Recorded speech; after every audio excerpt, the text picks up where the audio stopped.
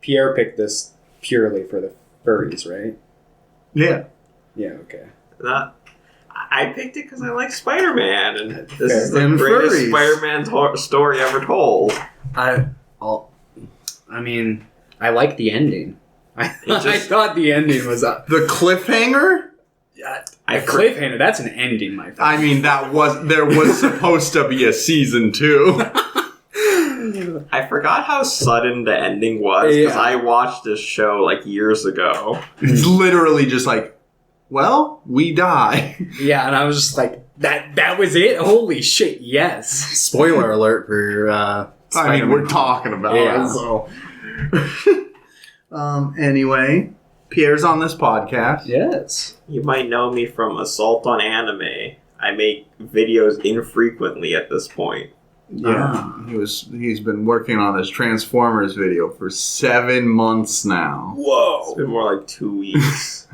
It's about the same amount of time. About the same amount of time I've been working on my One Piece video. I was waiting for that. Yeah.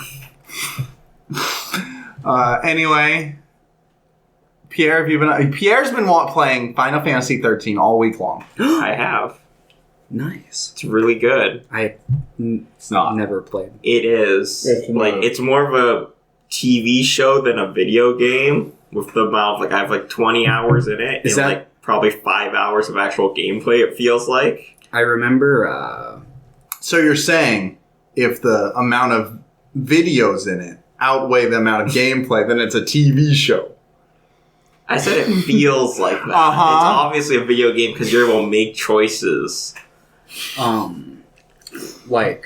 was the Final Fantasy that came out circa 2016, 17? Well, it's 15. 15. 15. Okay. With all the boys in it, in their car. I don't know. I never. That's Final Fantasy 15. That's the last main line they've done.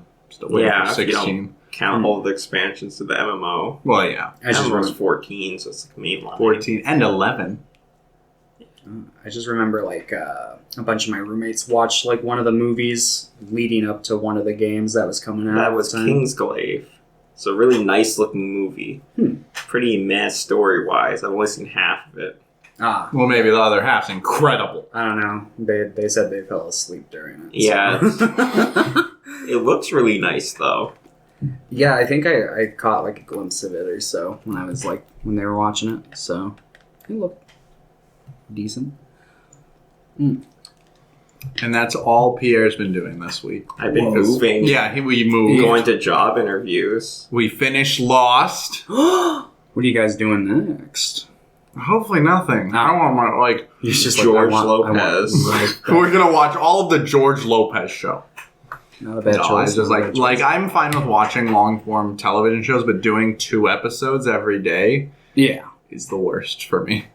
Especially when so sometimes I'll work 7 a.m. to 1 p.m. And sometimes I'll work 12 p.m. to 6 p.m. But a lot of the time I'll work 12 p.m. to 6 p.m. and then the next day work 7 a.m. So I go home, I have an hour of time, and then I watch Lost, and then I have to go to bed. So those days it just felt like I did nothing. Yeah. I was You say Lost isn't entertaining. No, I did really enjoy it. It has a lot of problems in my opinion, but it's still really enjoyable. Pierre really liked it. Yeah, it's a 9 out of 10. Ah. It's fantastic. Huh. It's one of the best animes of all time. Really? I'd give it probably a 7. I do think that the good parts do outweigh the bad parts quite a bit. But there's a lot of roadblocks. Yeah, You just hate how many prominent female characters there are, along with all the diversity of the cast. London's just goddamn SJW is polluting my loss. Yeah, J.J. Abrams, the biggest SJW I've ever seen. Sure. Yeah, it's SJJW. That's autumn. Thomas, you been doing anything this week?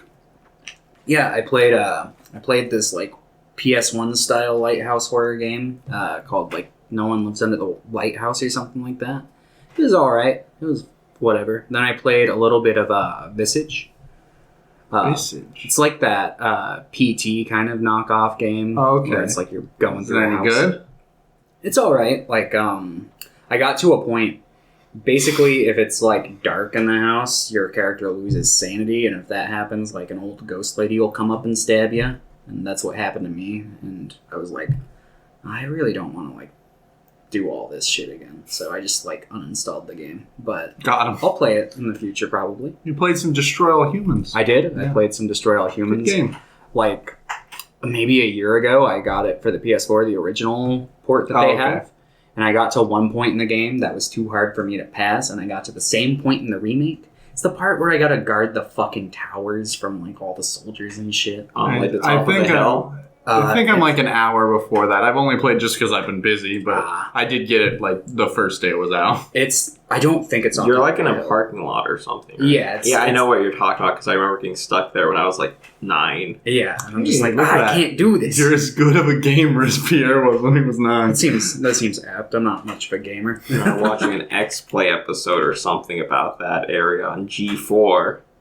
And tips Throwback. and tricks teaching you how to beat that Remember level. G4? I do. They're bringing Attack it of the back. Show. Are they actually? Yeah. Or they're bringing back a lot of like the properties and shows apparently. Cold Monkeys, here we go. I don't think everything, but monkeys.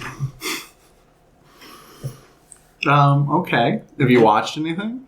Green Room. Yeah, Green Room. Yeah, which Review that. out today Yeah. because it'll be yesterday. Yes. Wait, yeah, or 2 days ago. It's out. Yes. It'll be out by the time this podcast is airing, so you can check out my review. Hopefully, this one I'll find a decent time with. I feel like my first review for Night of the Dribbler was a little too long, and I feel I like thought that was pretty good length. oh really? And this, yeah. Okay. And the second one was like a minute. And Yeah. half of that was Quentin Tarantino. I know. I didn't want to spoil much of that movie, and I was also editing it and like recording it like really close to the time. Like I like finished editing that one at like 11:45 p.m. on Saturday, and I was like, I gotta get it up on Saturday. So, yeah. That's your part of reviews it. are really good. You put a lot more effort in yours than I do mine. Really? Yeah. What, do you not watch Pierre's reviews? I watched most of them. I don't think I watched the most recent one. That's a preview for Needs a Friend? or- Azuki-chan wants to hang out. I haven't watched that one either. Got him. Is it because there's a woman? It's because there's a woman in the thumbnail. I've barely done anything. Like I said, I finished Lost. I've just been helping people move and driving people everywhere. But then I've been playing a lot of board games. Me and Hinatea have been playing Imperial Assault over there. That game's fucking fantastic.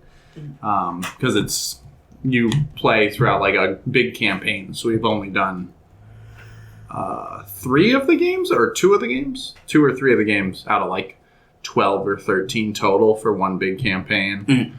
I just bought that Power Rangers game, which is very expensive. Aren't most board games?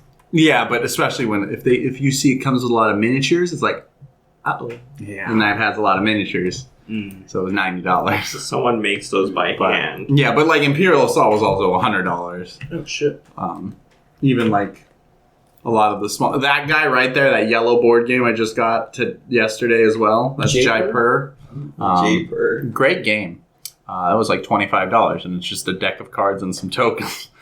Those are my favorites. But that game's really good. Pierre kicked my ass the times we played. And damn it, I kicked Tina Tea's ass the first time we played, and then she beat me twice in a row. And I'm like, what is going on? But the second game was so great because we were like, I won a game, and then the second, it's played best 2 out of 3 per game. So the second round of that game, we tied, which is already pretty weird for that game. And then the tiebreaker is you look at this certain type of token you have. And we tied on that too. Oh. And then the final tiebreaker, she was just 1 ahead. So it was really, really close. Oh, it was good though. Good game. It was it's very fast. Like, even though if you play 3 rounds, it's probably only going to be like 25 minutes. Kind of reminds me of like Coup almost. Yeah, it's like a 2-player only.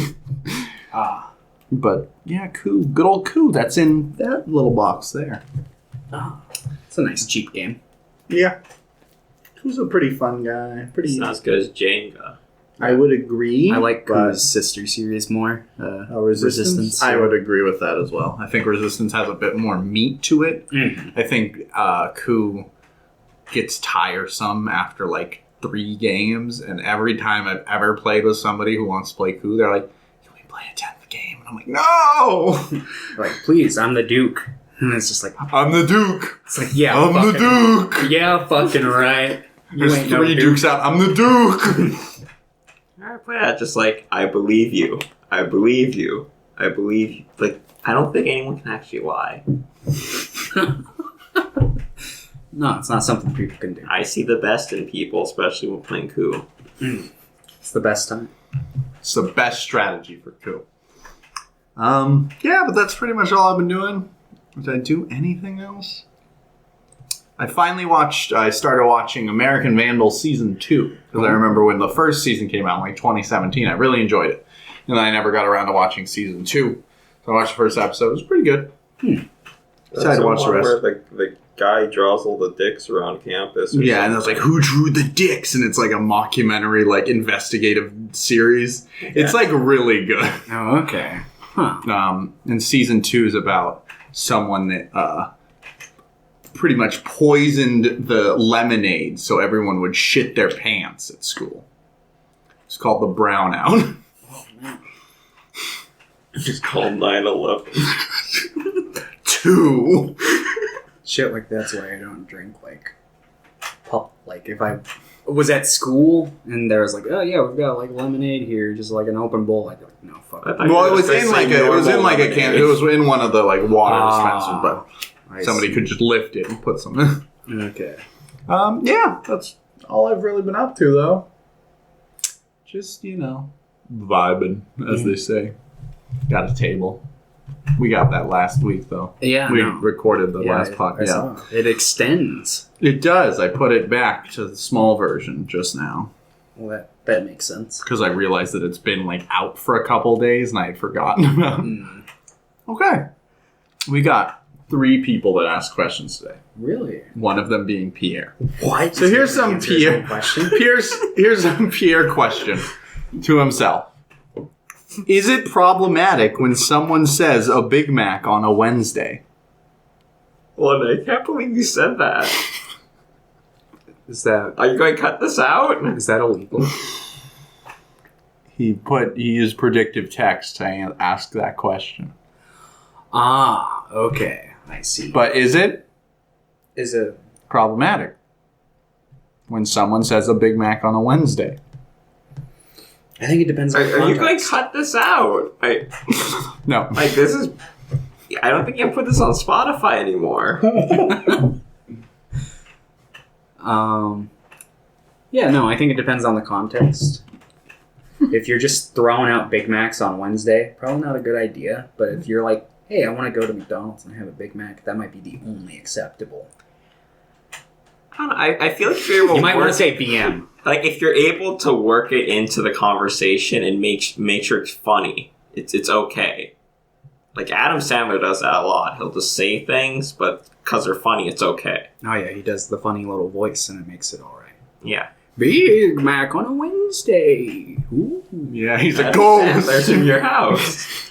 Adam Sandler's a ghost in my house. Question number 2. Who do you think smelled the worst out of the Harry Potter cast? No shame to him, but probably Rupert Grint. Guy who played Ron. I was thinking Neville. Maybe. The guy who played Neville just never showered. I could see maybe first couple. Yeah, definitely early years. I don't know about later years because I didn't watch any of those beyond 5. Who's that? The one girl in 5 looked real smelly. What's her name? The blonde one. Cho? Not Cho Chang. One Asian person in Harry Potter. Let's name her Cho Chang. Oh, jeez. Is that a thing that happened? That's her name, Cho Chang. Huh. Just what J.K. Rowling knows. She's like, Cho Chang. Luna Lovegood? Is that her name? Luna Lovegood probably smells alright.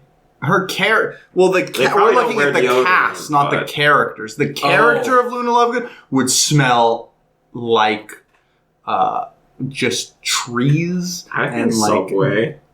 cow dung. Like Subway sandwiches, just lots of lettuce. She would smell like lettuce. Lettuce and like... But the olives. actress, she probably smells fine. Yeah, if we're talking about actors, probably Rupert Grint. Yeah. Or maybe the guy who plays, what was his name? Finch? I was thinking the guy who plays... Filch. That one like a teacher from the second movie who's like a fraud. What was his name? Like he's the Defense Against Dark Arts guy. The main antagonist of two, pretty much. He feels like he would be the guy who plays him was probably just really smelly. Like, He shows up to work naked. He's wearing the same clothes for like 4 days straight. Yeah, we'll go with that guy. Maybe Hagrid. I could see his actor smelling pretty weird. He was told to come to work smelly. Do you think that Ben Stiller is still alive? Has anyone seen him? I mean, Yeah. I haven't seen him personally, but if I had to guess, I'd say he's still alive. I mean, these are troubling times, and we don't know. Someone needs to check on Ben. That's all I'm saying. Ben, can you hear me PSA. out there? Ben, are I know you you're listening? okay. Ben? All right. Here's some questions from Exie, who lives across the street. Whoa! These are tailored to each person. Oh, really? So let's start with Pierre's question. Okay. What television show character is the absolute coolest? Oh, this is a pretty hard one. I think Mac from It's Always Sunny is really cool. What about when he was in Lost? He was Lost? still That guy was in Lost. Rob yeah. McEllen. He shows up like J.J. Abrams times. really liked It's Always Sunny, so... I mean, can you blame him? The show's hilarious. Yeah, I'd probably say Mac. Though after seeing Lost, there's a character named Sawyer who's really good. He's like a really cool cowboy man who's like the What about moral Claire? like The, anchor of the group. moral anchor. The moral anchor of law. Well, like yeah, he's like the Optimus Prime of the Lost. He's the optimist. Ooh. I don't. I think I'm going to have to take Pierre's side on this because I haven't seen Lost. Okay. My question is, who's the best short character? And my answer has got to be Thomas. He's my favorite character. Well, once I have a biopic made about me, you'll be a character.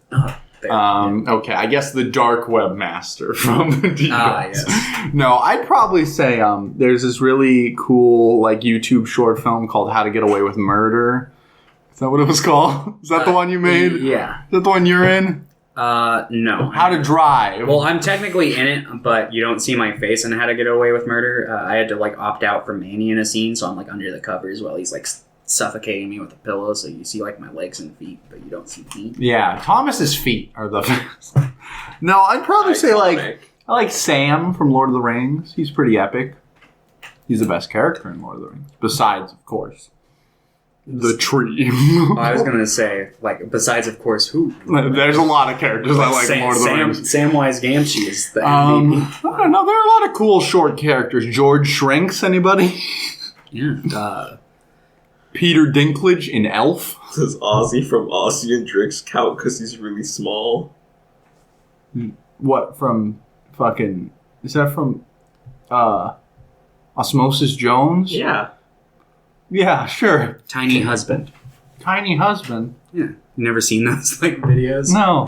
They're like gross. Like I don't know what the term for it is. Like giant, like porn fetish videos. That's my jam. It's like funny. It's like some. Oh yeah, no, I'm aware. Yeah. I was thinking there was a movie where somebody was credited as Tiny Husband. Well, I mean, technically, I guess if you classify those as movies. Oh yeah. We're gonna start reviewing porns. Yeah, we'll just become like the cinema snob, but on podcast format. Okay, E10. What do you think of the movie Freddy Got Fingered, starring Tom Green? I think it's weird. I don't think it's a good movie by any means, but I think that was the intent behind it. I think Tom Green set out to make like an anti-comedy, and I think it's pretty funny in scenes. Like, it makes me laugh. But yeah, it's a pretty Never seen it. strange movie. You'll see it eventually. I'm gonna pick it for the podcast one of these days. Eventually. I'll see every movie eventually. If I can attain immortality, of course. Of course. So, is an anti-comedy... Like, when I hear anti-comedy, I think of a movie that doesn't make you laugh, but it makes you, like, really sad. Like, it's a drama. Like, you'll just start crying. When I say anti-comedy, it's like he took all the, like, comedy tropes of the 90s and how you would, like, generally, like, do those. And he's like, I want to do this, but I want to, like, offend the audience. And just, like... Family Guy. Like, you just described Family Guy. Yeah, Family Guy is very anti-comedy. We should watch all of Family Guy now that we're done with Lost, and you can join us. We can watch the Stewie Griffin story or whatever the fucking movie is for the podcast. That's just like 2 episodes stapled together. It's so bad. All right, and this is a question from my dear friend Jojo. There seems to be an increasing normalization in the idea of aliens. Some even go so far as to say that government agencies have secretly worked with aliens in the past. What role do you think cinema has had in the normalization of these ideas, and could it have been intentional? Yes. I think that if like they were to try and normalize those ideas, like obviously media, like movies and TV would be the thing that they would like warm us up into. I mean, you can like look at other examples of that throughout history. Like for instance, like during like the civil rights movements, they started making a bunch of like, oh, like look who's coming to dinner, like movies like that to kind of like ease people into a different mindset. Who was coming to dinner? A black person. Yeah, it was a black person. Oh, God. Yeah. Yeah.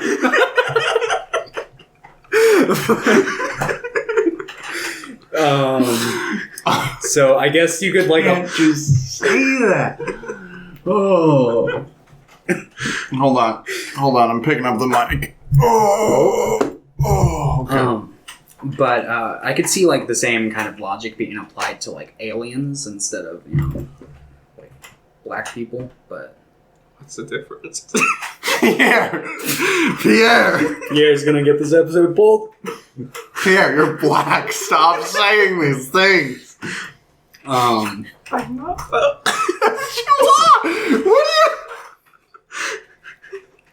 are you? But yeah, so I don't think that's necessarily the case, but I think that like I don't know, it could be for all I fucking know. I think that a lot of ideas and stances and everything are normalized by media. Yeah. But I don't think the idea that aliens exist is like something that is intentionally normalized by media, I guess.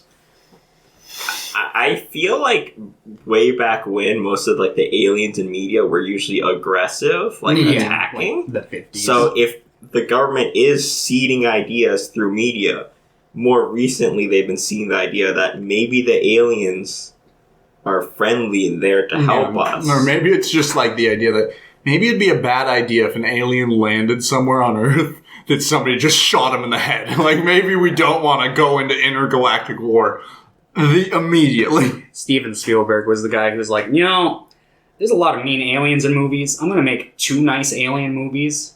And then he made Close Encounters and E.T. and I don't know if there were probably other nice alien movies before that, like Mac and Me, but Gremlins. Those are Mogwais. You could argue that everything that's not me specifically is an just because alien. it comes from Asia doesn't mean it's alien, you know. But Back to the Future. Doc Brown. Doc Brown, He's an alien. It's not. I don't know if he's an alien, but He is. I think he's just like Rick. Well, he's an alien the same way that like Doctor Who is. Well, Like, he looks like a Doctor Who is an person. alien. Yeah. He looks like a person though. Thomas is wearing a Doctor Who shirt right now. I I am. didn't notice that. Peter Capaldi, I think. Pretty sure. It's Peter Capaldi. Why does that shirt look so old? Well, I mean, I got it when like You like wipe your ass with that shirt? No, it was like sitting at the bottom of a hamper for like a good while, and I just found it not too long ago. So Did you wash it? well, yeah, I watched it. But yeah, so Thanks everybody for the questions. I wish there was more. Hinata!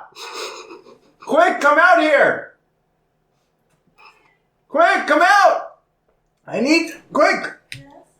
ask us a question. We need questions for the podcast. Pierre needs some. Quick, Is it answer. pause? No, 3 questions, go. What kind of bestial would you be? What kind of bestial would you be? I, for instance, would love to be an orangutan, I guess? No, that sounds boring. Not What a has sloth? 4 arms? I'll be a chameleon, maybe. I'd be a silverback gorilla. Actually, the tiger looked cool. He was kind of sexy. I'd be the tiger. I feel like I'd probably have to go for some kind of dog man, like Legolas my from homeboy Beastars. Legolas from Beastars. Okay, second question, go. I don't have a second question. Quick, come on, just ask anything. Ask anything. I don't like this. Ask anything. Oh, anything? Yeah, anything.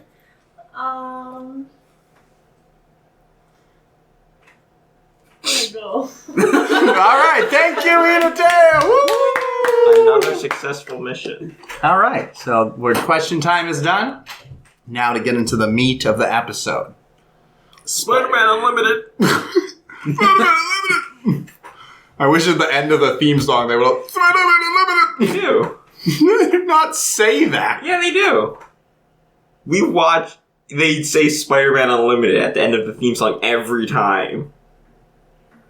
I'm gonna be honest, I skipped the intro. It's a good intro. I like the visuals. I didn't much care for the song. That show has stuck with me for so long because of that intro. Really? Huh. Yeah, he saw this when he was a child. Spider-Man Unlimited. Ah. Yeah, so 13 episodes, ends on a cliffhanger, came Real out. sudden. No, it has an ending. Yeah, you could argue that any episode just ends, you know?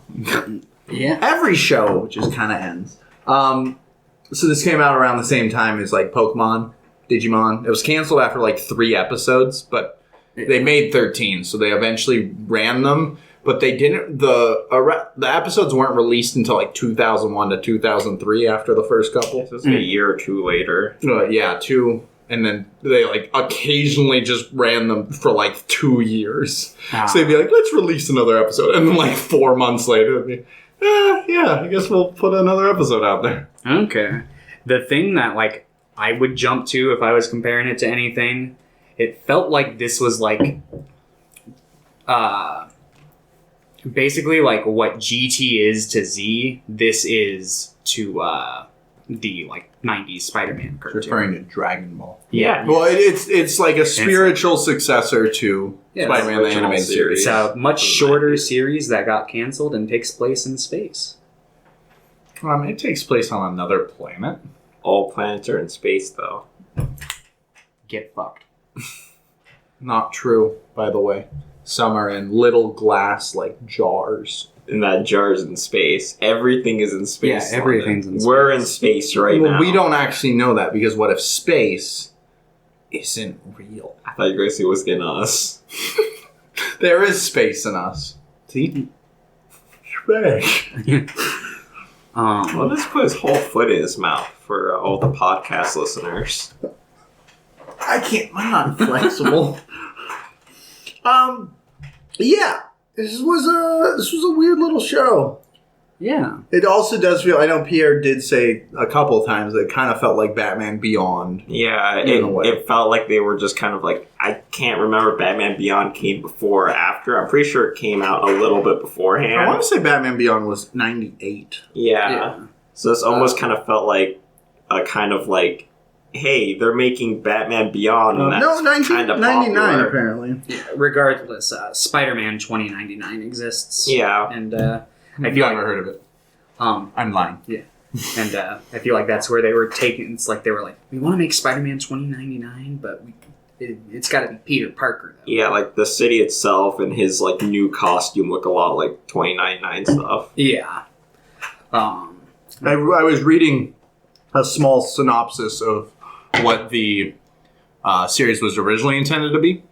And it was supposed to be he travels to Counter-Earth, and Peter Parker exists on Counter-Earth, but Uncle Ben never died. So he doesn't ever have, like, strong morals. So he ends up just keeping the Venom suit. Like, he can't resist it. So I see. which, I don't know. I feel like that'd be more of an interesting Spider-Man story, because, like, this, in most of its essence, doesn't really feel like Spider-Man feels should like be another there. like sci-fi show if they just threw Spider-Man in. Which I think is an interesting premise, because I like characters being in, like, weird circumstances. I just don't feel like it was necessarily utilized very well. Spider-Man's just kind of like, I'm here now. Yeah. And he's also a dick in this. So the basic premise of the series, for anyone who hasn't gotten it so far. So basically, J. Jonah Jameson's son, Yeah. John Jameson Jr., John It's like the same JJJJ. Jr. at the end. so basically, like, behind the sun, they find a clone of Earth. It's, like, pretty much the same fucking place, but a little different. And they decide to send J. Jonah Jameson's son there. But Spider-Man notices Venom and Carnage are, like, interfering with the flight. So he goes up to try and stop it. And only Spider-Man is seen. And, like, everyone presumes that, like, there was an accident and John died. And everyone blames Spider-Man. So he's public enemy number one. Everyone hates him. Like, firemen are shooting him with their hoses and shit. It's like literally tearing the cloth off his face. Yeah. And I'm like, I was expecting him to start, like, bleeding all over. He's like, ah! Yeah, but, so to clear his name, he decides to go check this Counter-Earth and try to save John Jameson. And John Jameson has found himself involved in a rebellion In a there. race war Yeah, they're... between the furries and the humans. Yeah, basically one human is like, humans suck except for me. Well, specifically, he's not even a human because he's from another planet. He's just like, Apparently he's also from the original Earth. Yeah. He went to Counter Earth when I was looking up like the plot synopsis. from this show? Or yeah, like, this- that's this okay. show. Yeah. Because he's basically like, oh, fuck, humans are so greedy and stupid. And Let then me he go shows to up this and he's other like, planet. They're stupid here too? And he's Yeah. like, well, what if I combine their DNA with a goat? Yeah, so... And the whole time, Pierre, every episode, Pierre's just like, why? But why though? How would this solve the problem of like humans like being confrontational in Yeah. nature? I feel like all of, like, humanity's flaws can be, like, traced back to some sort of, like, animalistic instinct that's in us. But he's like, no, animals are noble, and also I've given myself psychic powers. And I have some strange shoulder pad that I have no idea what that thing's made of. He's like Professor X if they just got really into beast stars. I feel it. He's like, I'm not a furry, though. Like, me? No. I'm not a furry. I just want to be surrounded by only animal people. All the regular humans, they have to live in the slums. Yeah. I want to be where the furries are. Sounds pretty legit though. I Like wanna not be with that I would furries. want that, but it's like like it's fine. Pierre's secretly the Like when main you think villain about of like the series. that, it makes sense, I guess. Why did he just like he keeps up putting his entire foot in his mouth and sucking on it. So they go to Counter-Earth. It's like, oh god, we gotta fight in this race war. And the whole time Spider-Man's like, I don't want to help the people that are Yeah. being oppressed. Super like, out what of the character. fuck? Yeah. He's like, I'm leaving! And J. Jonah Jameson's son's the only one that's like, we have to help these people. And then eventually, Spider-Man like almost escapes, but then he's like, I can't, or he won't. We're not really, it's like, oh, he could have, and he's like, now I have to fight for them. He's like, I can't escape on this active rocket, so I'm gonna kamikaze it into this building, killing perhaps many innocent bestials. Yeah, like they mentioned how like there's like people being forced into labor in that Yeah. same building. It's like, did you evacuate the building before you crashed a space shuttle into it? And as far as he... There was a line of dialogue by the weird butterfly slug woman right afterward that I think. Skipping around. Well, no, that's No, right yeah, after that's like... I mean, we're just like talking about like just flying around in this weird thing. She said something like, "Oh yeah," and all the people that were in servitude, they like live in the lower areas, so they were fine. Oh yeah, I'm like, 'cause that- okay. Yeah, that wouldn't Show's affect them at weird. all. So this mostly the show's episodic. It has a different villain or a different Yeah. encounter at each episode. Overarching. There are a couple overarching things, like Like- Peter's relationship with Asian Mary Jane, Naoko, Who's Jones? what? Naoko Yamada Jones, Yamada Jones. who is married to a guy named Hector, who's pretty much most likely the Goblin. Green Goblin. He's called the Goblin. Green This one. Goblin. The Goblin in this one. It was 100% confirmed. he Like the Green Goblin. could just be really creepy. The Green Goblin just also has a crush on Naoki. She was pretty Everyone hot. has a crush Naoko. on Yamada Jones. Yeah, Peter Parker also did. And I'm like, sir, you have a girlfriend. Yeah, Green Goblin better be careful because her husband might find So out. there was a comic tie-in series that was released. I think Okay. it had 9 issues. Please tell me it didn't do anything that changed the beautiful ending this series had. The first couple issues just covered the same stuff as the first couple episodes. There was one here. I have it pulled up right here. Let me. That's cheating. It's cheating. No, you have to have this memorized. In the final issue, there was only 3 issues, I think. He meets an escapee from Haven who's a bestial form of Wolverine.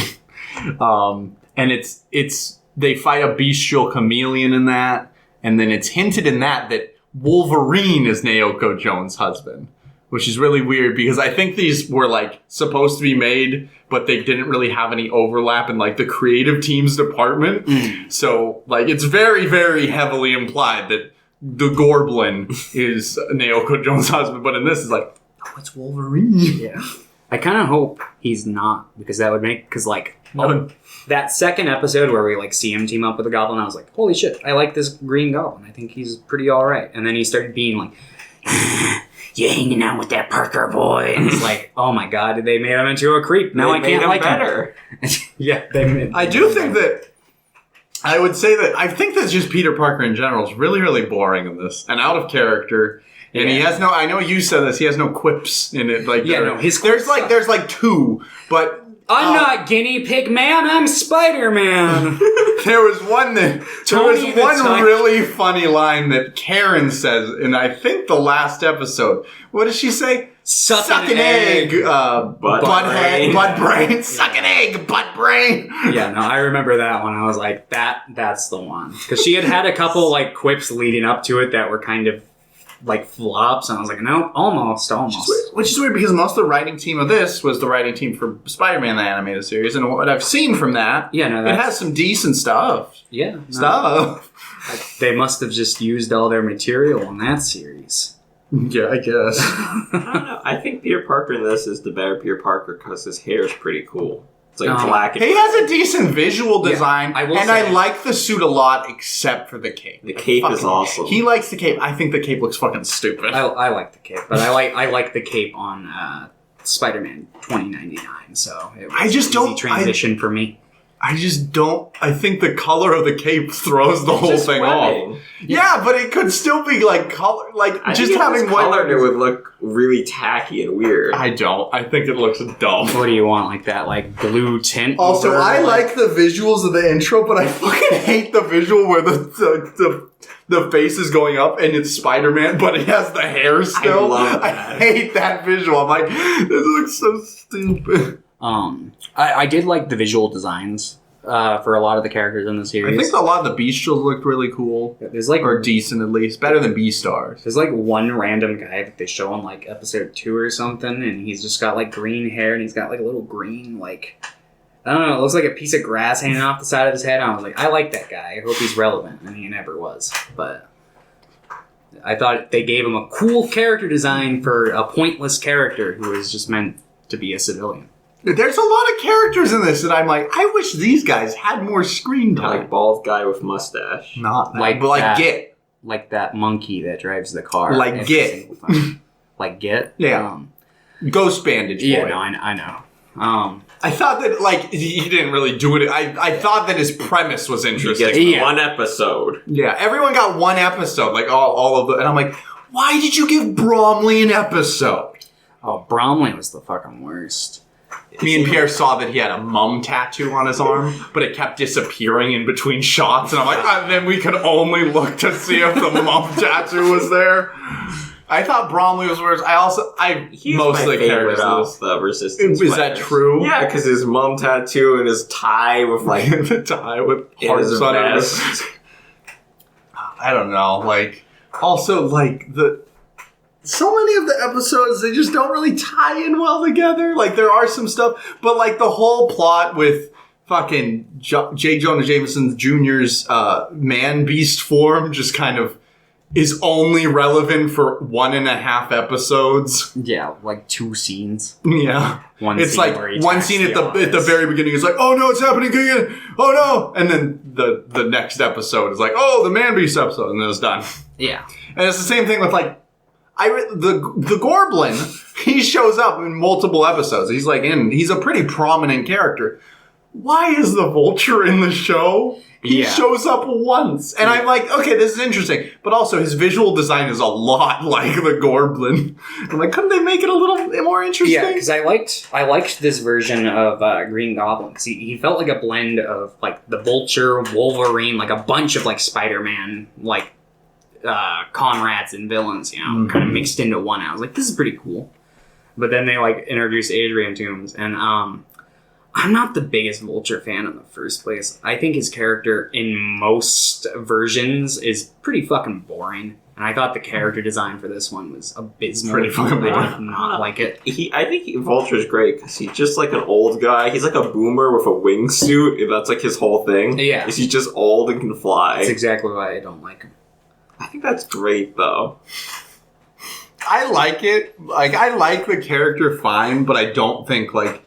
I think he has to have something to be interesting in a show that's where he's not just like a one-off villain. Like, I thought the one-off villains in this were fine. Like, seeing Electro as an eel man was fine. Oh, that was disgusting. The second I saw that, I was like, my stomach churned, and I was like, oh, gross. I thought it was kind of funny.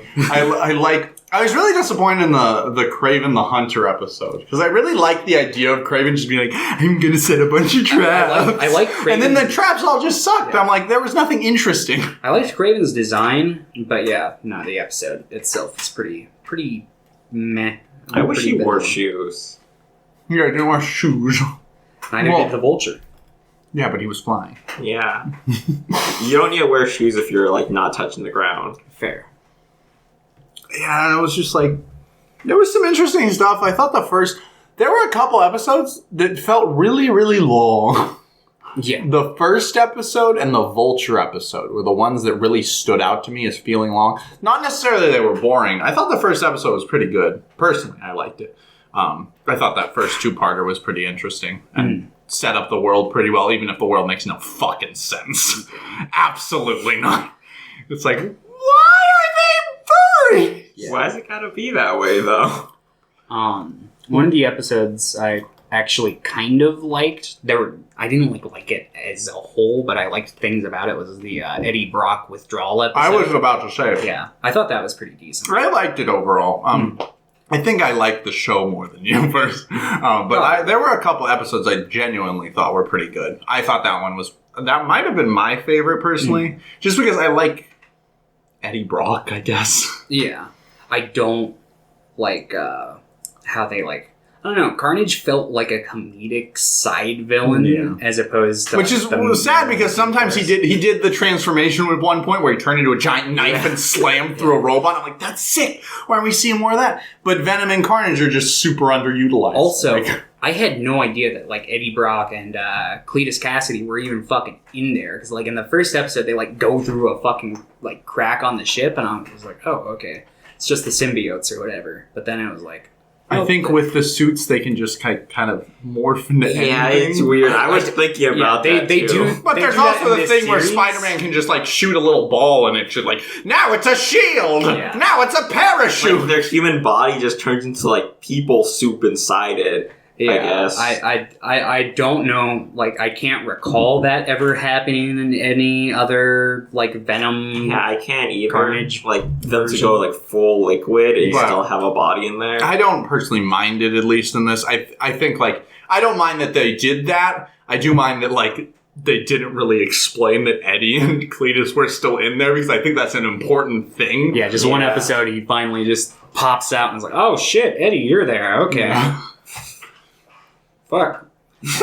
But overall, I just think that the show just underutilizes the characters it has. Like, I feel like Spider-Man is there, but he doesn't really ever feel like he's doing anything worthwhile for his character or anything. yeah, There were no cool, like, character moments. Yeah. And then in the last 2 episodes, it's like, the high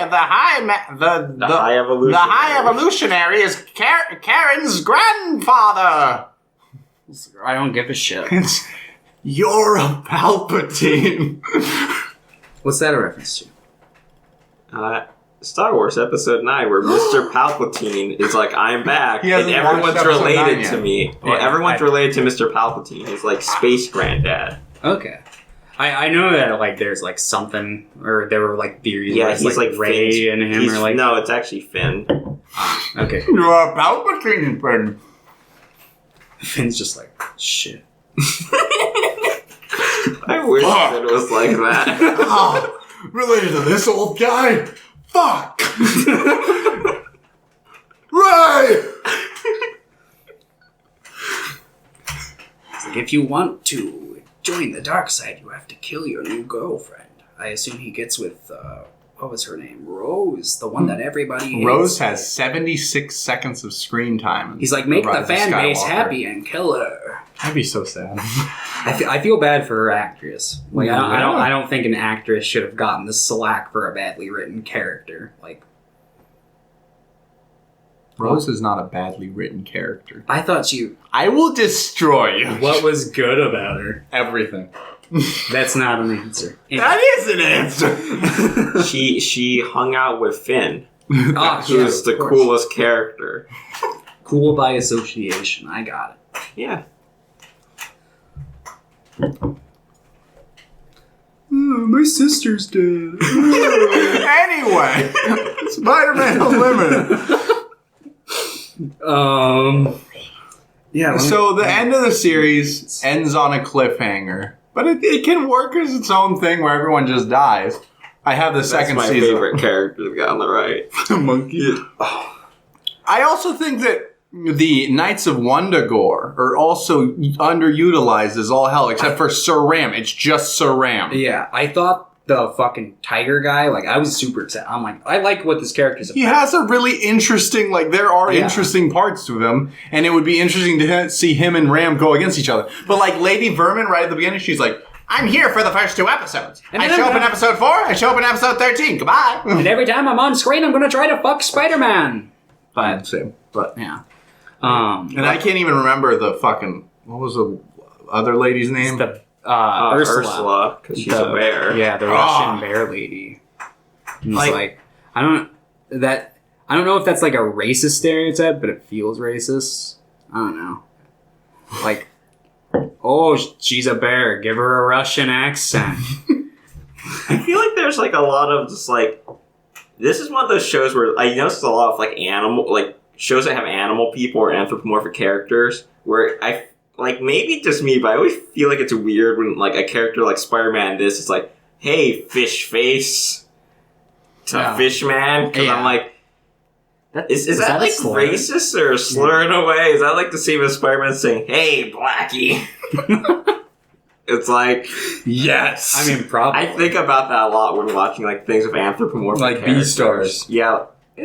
Let's go kill all these lions. I love killing one. I wrote down some like moments that just like perplexed me when I was watching. Like there's a scene where Shane, the little boy who's the daughter of Naoko, he watches her get dragged down a sewer by like a green tentacle monster, and then he like goes up to the sewer later, and he's like, he says it's surprised, but he's like, she went down the sewer, and it's like, you fucking watched it happen. Why are you acting so like? Good job, Sherlock. Like, Jesus. Children forget things, though. Even things that are like traumatic that happened 5 minutes before. He's like, I've already repressed this. But and then there's another one. It's like the moment after X-51 acknowledges, he's like, I'm not just a machine, Spider-Man. commits like fucking robot genocide right in front of him. Like he just wipes out a bunch of the nonsense. Well, they are just a machine, so he's fine with it. Oh yeah, I guess. I thought X-51 was also pretty underutilized. That's also in it. There's a lot of like interesting moments. Yeah. And I'm like, it's not just that this series was canceled. I'm like, you could have done interesting things with these 13 episodes. Yeah. I feel like they were just trying to set things up for a larger series that never happened. Yeah. But then if they like acknowledge they're like, this could be a cool mini series, like a 1-season thing, and worked it all out, I feel like if they approached it like that, it would have been probably much better. I do have by Larry Brody, who was one of the main writers. He did release eventually the plans for season 2. So I'm going to read you some of these. Okay. So end of the series, the cliffhanger. Yeah, symbiotes. Synoptic or whatever. They're about to fucking overload and send everyone to hell, pretty much. They're gonna make everyone symbiotes or something. Destiny Unleashed Part 2, with the help of the Goblin and a minor assist from Vulture. Vulture shows up. Spidey and the Rebels keep the Synoptic from succeeding. When the smoke clears, the good news is the High Evolutionary and Sir Ram have been soundly defeated. Those two get wrecked. And the Knights of Wundagore are scattered. So the other 3 scatter around. The bad news is Venom and Carnage, although out of the picture for now, have merged into the awesome villain known as King Carnage. Epic. So I don't like how that kind of leans towards Carnage. Give Venom some love in the name. They also technically fused earlier in the series for like 5 seconds and then were split again. Episode 15, Cat Got Your Tongue. Spidey and the rest of the inhabitants of Counter-Earth must now deal with the results of what happened last episode. A newer world order shows up. Jameson and the rebels work with Lord Tiger to form a just and representative government for bestials and humans alike. And Gorblin comes home to Naoko and Shane. Always able to make the worst of any situation, Peter feels more lost and alone than ever, but doesn't have much time to think about it as he does some good old-fashioned sleuthing to find the culprit behind a series of daring robberies and discovers that the villain is not 1, but 3 black cats. Oh, I thought you were going to Bestial Siamese cat sisters who are beautiful, charming, and deadly. I like how Lord Tiger essentially becomes the Beastar. Yeah. Bring peace to everyone. Nightwalker, episode 16. Spider-Man becomes a prostitute. I love it! I love it! To Jameson's dismay, Spidey and Karen grow closer as he has a girlfriend as she becomes the human's best liaison with Lord Tiger's government. In Washington, D.C., Spidey swings into action when a secret assassin starts taking out the rebels one by one, with Karen's turn next. Who is the Nightwalker? An angry bestial? A former Knight of Wundagore? Or is it a jealous Jameson?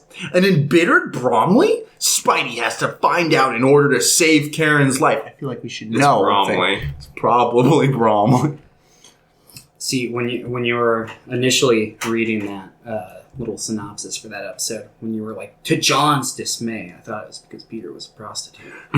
Okay, this is going to be the best episode. Ready? Episode 17, Model Behavior. To cash in on the new social situation, a bestial movie producer offers Spidey a deal to star in a human exploitation film. Peter's reluctant until he discovers that the Counter-Earth's version of Mary Jane is one of the actresses vying to be his co-star. It's not cheating if it's another version of her, right? Spidey's Hollywood adventure turns deadly, however, when he finds out how this Mary Jane got her good looks and has to face her creator. Scramble, a bestial with the power to control and instantly morph any living flesh that he touches or that touches him. It's Overhaul. It's Overhaul. So, like, he just like, were these just like concepts that they had, or were these like fully like written like scripts that they had? These first 4 were fully written scripts, apparently, or these first 5. Apparently, Fox's deal was that he was supposed to write like 5 more if they picked it up, and then he could write the rest. So he has these that he like says the whole synopsis for, and then there's an overall arc. So the final one that he has a full thing for, number 18, Sojourn. The Synoptic's powerful new entity, King Carnage, returns. Although torn by true inner conflict between the human sides of his Venom and Carnage components, he pulls himself together, searching for the interdimensional portal that originally brought the High Evolutionary to counter Earth, in order to use it to expand the Synoptic. When Gorblin is injured trying to stop the monster symbiote, Spidey swings into action, hoping to use the portal to return to Earth and the real Mary Jane. In an ironic twist, Spidey does indeed find and use the portal, but with him is a stowaway, Jameson. And in a final crisis, it's Jameson who ends up on Earth, with Spidey back with the Bestials once more. So something happens on the ship, and then Spidey's still on Earth, and Jameson's Spidey's still on Counter Earth, Jameson's back on Earth. And then 19 through 24, so the rest of season 2, is Spidey's dealing with situations on Counter Earth, their new society, supervillains, and then he's trying to find the last spaceship. Apparently there's one more that can take him home. And then it alternates between New York. Hold on. Yeah, he just travels around pretty much the whole state, I guess. He has a weird altered relationship with Naoko, Shane, and Goblin. And then he encounters Lady Ursula, who's now the head of the Russian black market. Electro, who has set up his own little kingdom, not unlike Latveria. Unlike what? Latveria. Is that a real place? That's Doctor Doom's country. Oh. And then he meets the Counter-Earth Panther while searching through the jungles of Counter-Earth Wakanda.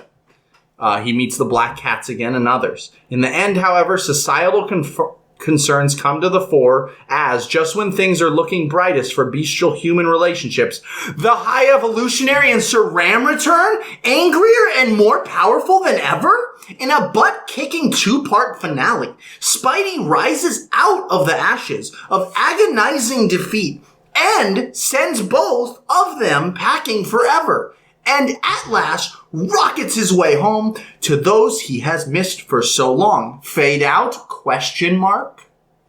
Is Black Panther a furry? I like season 1's ending as a solid ending. Everyone dies. and the It's symbiotes perfect. just take over the planet. I love it. It ties up all loose ends, I guess. It Everyone's does. dead. Exactly. So one of the main reasons this was like kind of a weirder one is, I know Pierre's already talked about this with me, but Sony and Marvel were already engaged in a deal to produce the Spider-Man movie.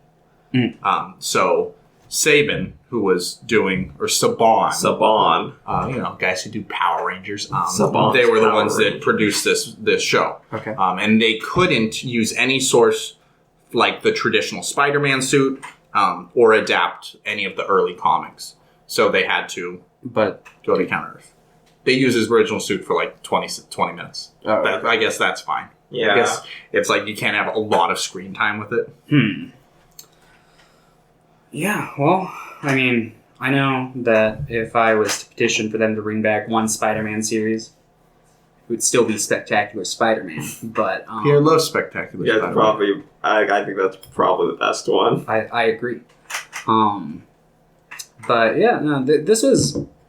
I mean, I have my problems with it. Like, it's bad in a lot of ways, but I mean, I like enjoyed a lot of the aesthetic of the city. yeah. I like the color palette. I like the character designs for the most part. I really like the music in this series. Music's Personally, fantastic. I really like the music. Like, I really liked it. Part of it, I know Pierre mentioned it. Reminded of Deus Ex, and other Deus was Ex like and- racing and, games. like, PS1 racing games. But But I really liked the music in it. I thought it fit pretty well. I just didn't like Spidey in it, I guess. And I felt like every character that was even remotely interesting was underutilized. And Sir Ram was just all over the place. I really didn't like Sir Ram, and he was just every episode. Yeah, I would have liked Sir Ram if he was used more sparingly. Mm-hmm. Or, hell, if they wanted to make Sir Ram the one, they should have fleshed him out more then. Mm-hmm. Like his thing with Gitz, Bandage Git, Boy. I believe. I would have liked to see more there. Like, you can tell that they have, like, attention, but it doesn't really go anywhere. Git Hoskins. Aside from that scene when Git, like, just beats the shit out of him on the rooftop, which I thought was pretty funny. Yeah, no. Like, I thought it was enjoyable for, like, just a once through. I don't know if I'll ever... I'll never watch this again. Yeah. Maybe if I'm ever, like, have a night to kill and I'm just like, you know what? I'll check it out again. But I don't see that happening anytime soon. Yeah, I don't see myself rewatching this. I already watched it years ago when I was a kid. Mm-hmm. So it's like, as we're watching, it's like, yeah, I remember this. It's like, I don't... Like, parts I would remember, other parts would be like, wait a minute, is the premise really this stupid? Yeah. It's Yes. like, but why though? And like, things just kind of happen. Like it feels like it doesn't even need to be a Spider-Man show. It feels like another like cartoon that they just threw Spider-Man in. Which is, I guess, like London was saying, like they weren't really allowed to adapt some of the older and like stories. I do think that's an characters. interesting idea for characters to be thrown into unlikely situations. I just don't think it was handled very well. Yeah, like it feels like you could remove Spider-Man or replace him with just like another person who's really acrobatic and can climb things and just make a completely different show. Yeah, Kraven should have been the main character. I don't know, Thomas, what would you give this? I'll give it like a 4. Pierre, 9? Like probably like a 7. Like it's better than average just because like, it's trying to do something different, and I think it for the most part pretty fun. There are like maybe 2 or 3 episodes that kind of feel like they drag on a bit too long, and the characters for the most part aren't that interesting aside from Bandage Boy. well the guy whose name like Phil and he had a grilled cheese. That was funny as fuck because it's like, yeah, I saw this guy eating grilled cheese and she's like, Phil? And I'm like, Yeah, is that like the only everyone guy knows in New Phil. York that eats grilled cheese? Also, where did he get the cheese? It's a serious fucking question. Those are the kind of questions I ask myself all the time. Yeah, do they like have like actual animals on this planet? Do they like still have like dairy farms? We never saw any animal. Which means it's most likely a cow person. Or Yeah, you they could just all, killed but these at that point, I'm like, that's why Phil's the only person because he had to pay top dollar for like somebody to get like bestial milk, and that's really hard for somebody in the slums. Yeah, But I mean, you can always just argue that that's all just oat milk. Oat milk? Oat milk. Maybe Human milk? oats. Oats don't produce Oat milk is a London. thing. Oat milk is a thing. Like cows produce Maybe milk, some goats into produce But milk. yes, it could be human People milk. can produce milk. Oat milk is Oats don't produce milk. I think I'd give this show a 5. I liked parts of it. I personally never thought episodes necessarily dragged on too long. There were episodes that felt really long to me, but I was never like necessarily bored. But overall, I just don't think it was a pretty good cohesive project. yeah. And I felt like a lot, like I said, the underutilization of characters is the big dipping point for me. I also felt like it introduced like some like decent Spider-Man ideas, but they never really played around with it. Like there's this bit, I think it's like episode whatever episode X-51's introduced in when like Peter just totally ditches Shane, and he's obviously like Spider-Man in there. Yeah. But like he never like faces any like sort of repercussions for that. They're never like, oh Peter, you. There's the part left where my Nyoko's son." like, Peter's a huge fucking coward. Yeah, there's like that part, But they that's never pretty- use that. They're all like I said, the whole show just feels like ideas that aren't Shane utilized. says he's not a coward. He's just getting pictures, and then they show pictures of them. One episode, it's like Nayoko's just like, you know what? He's a damn good photographer. Yeah, I like how there's no like to jump to the Spectacular Spider-Man. There's like a small little arc in that where it's like basically like Peter's working in a lab. It's involving the symbiote arc, and he gets pictures that night, but then he gets fired from the lab because they're like, why the fuck were you there taking pictures of this shit? And he's like, good question. And yeah, he gets like canned, and that like sparks him and Eddie Brock's like big feud in that series that like leads him down the Venom road. Highly recommend that one. We'll watch it on the podcast sometimes. It's 26 episodes. It's really like twice good. the length of this. And Whoa. it is really good. Whoa. So what are we watching next week? Okay. You have 3 options. Pierre's not going to watch these, but he should pick. Okay. So we can do remake versus original. We can have a double feature, or we can have a trilogy. What's it going to be, Pierre? I'm thinking between the trilogy or the remake versus the original. One, yo. I'll pick the trilogy. Okay. We're going to be watching the Evil Dead trilogy.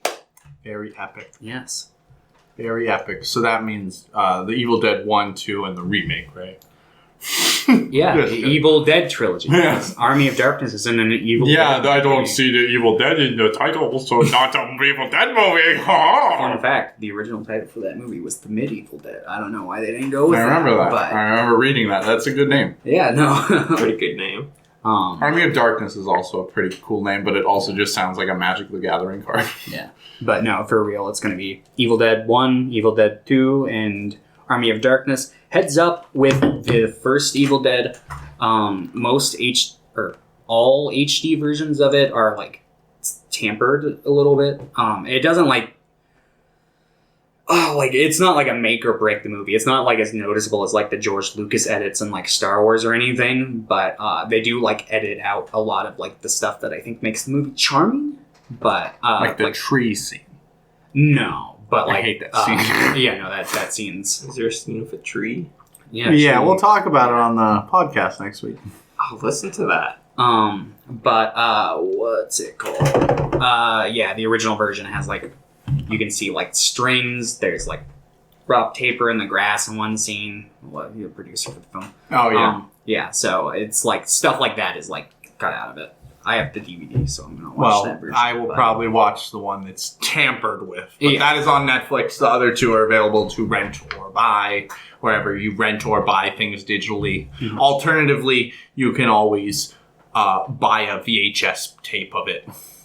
At a garage I sale. have the entire trilogy on VHS and DVD. Okay, so just call Thomas at, what's your phone number? It is 911 911 9112.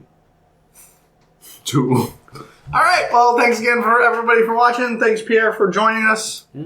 And next time Pierre's on the podcast, we'll be watching Spider-Man 2. Try not to die. Adios.